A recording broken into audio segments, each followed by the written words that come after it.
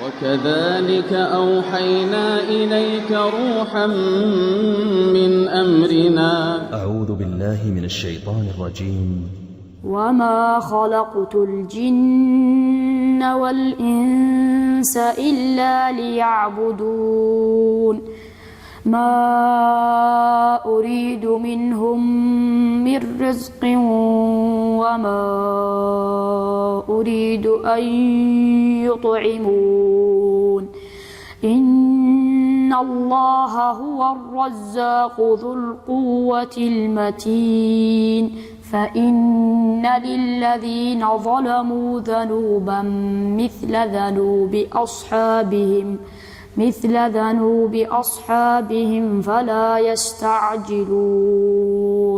فويل للذين كفروا من يومهم الذي يوعدون.